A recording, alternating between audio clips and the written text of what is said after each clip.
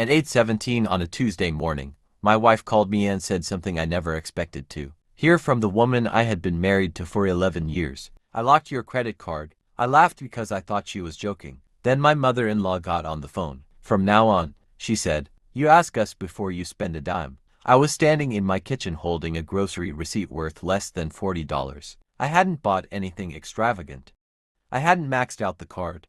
I hadn't even gone shopping for myself. But I didn't argue. I simply grabbed my keys, drove straight to the bank, and asked the banker one question. "Can you show me everything connected to my name?" 2 hours later, I walked out of that bank realizing my marriage wasn't what I thought it was. And when I looked at my phone, there were 55 missed calls. My wife, Sarah, and I had been married for 11 years. We had built what I thought was a normal life. We had a home, a joint checking account, separate savings accounts, credit cards, and the usual bills that come with raising a family. We weren't rich, but we weren't struggling either. At least, that's what I believed. For years, Sarah and I handled money together. Then something changed. She started questioning almost everything I spent. At first, it seemed harmless. "Why did you spend $42 at the hardware store? Why did you buy lunch today? Did you really need that?" I didn't think much of it. Then the questions became accusations. "You need to be more responsible with money.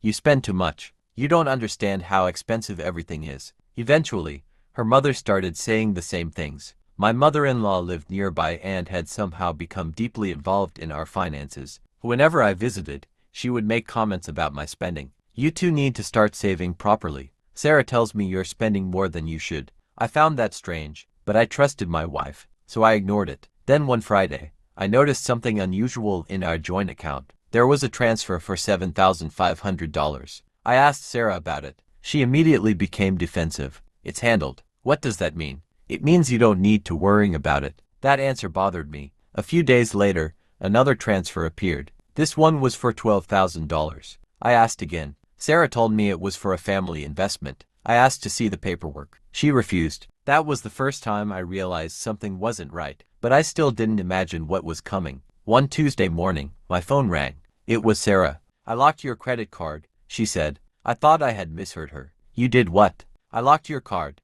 You're not using it anymore." "Why?" "Because your spending has gotten out of control." Then I heard her mother in the background, and my mother-in-law said something that made my stomach turn. "From now on, you ask us before you spend a dime." I looked down at the kitchen counter. There was a grocery receipt sitting there.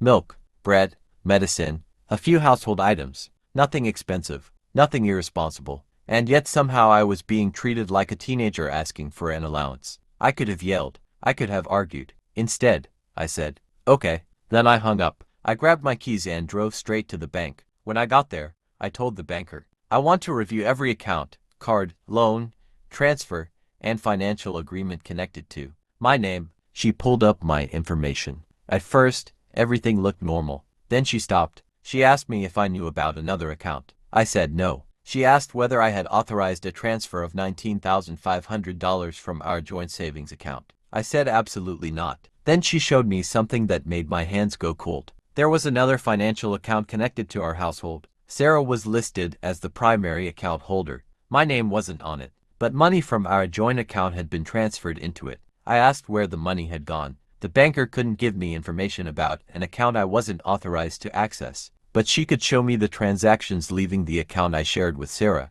And suddenly, those unexplained transfers started making sense. I sat there staring at the statements. Thousands of dollars had been moved without my knowledge. I asked the banker what I could do to protect the accounts and financial interests that were legally mine. She explained my options and helped me understand exactly what documents and transactions I needed to review. Then I remembered something. About a year earlier, Sarah had given me several documents to sign. She told me they were routine financial papers. I had signed them because I trusted my wife. Now I asked the banker for copies. When I saw them, my stomach dropped. My signature was attached to a financial agreement I barely remembered. I had never understood what I was signing. Suddenly, Sarah's obsession with controlling my spending made sense. She wasn't simply worried about money. She was worried about what I might discover. I spent the next several hours reviewing everything. Then I walked out of the bank. I looked at my phone. 17 missed calls from Sarah. Then another call. Then another. By the time I reached my car, my phone showed 55 missed calls.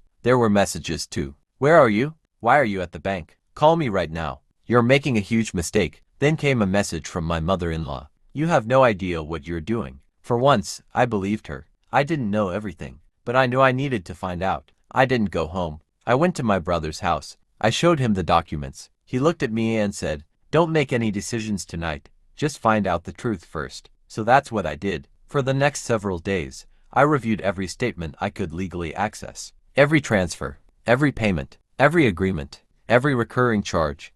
And the deeper I looked, the worse it became. Some of the money had gone toward expenses involving Sarah's family. Some had been transferred into accounts I didn't know existed. And there were financial obligations connected to documents I had signed without fully understanding them. Then I discovered something even more disturbing. Sarah had been telling her mother that I was the one who was bad with money. Apparently, she had created an entire story around me being irresponsible. At first, I couldn't understand why. Then it hit me. If I ever questioned where the money was going, she could blame me. She wasn't just hiding financial information. She was creating a story that would make me look guilty before I even started asking questions. That night, Sarah finally came to my brother's house. She looked angry, then frightened, then angry again. "You went behind my back," she said. I looked directly at her. "No." I held up the bank statements. I finally looked at my own finances. She said her mother had been helping us. I asked her to explain the transfers. She couldn't. I asked her why she locked my credit card. She said, "Because I needed to stop you from spending." Then I asked the question she clearly didn't want to hear. "Then why were you moving thousands of dollars without telling me?" Silence. Her mother called while we were standing there. Sarah answered. I could hear her mother talking. Then Sarah looked at me. She says, "You need to come home." I shook my head. "No. I'm not coming home until I know the truth." That was the first real boundary I had ever set in our marriage. And everything changed after that. A few weeks later, I sat at my kitchen table surrounded by bank statements, financial documents, and questions I should have asked years earlier. For 11 years, I thought marriage meant trusting someone enough that you didn't need to check everything. I learned that trust doesn't mean closing your eyes. Trust means both people are willing to open the same books and tell each other the truth. My wife thought locking my credit card would make me powerless. Her mother thought telling me to ask permission before spending a dime would make me obedient. Instead, they pushed me into the one place they never wanted me to go, the bank. And that's where I finally started taking control of my own life. I still remember those 55 missed calls, because they weren't proof that I had done something wrong. They were proof that, for the first time, they were afraid I knew the truth. And if I've learned anything from this experience, it's this. Never let someone convince you that asking questions about your own money makes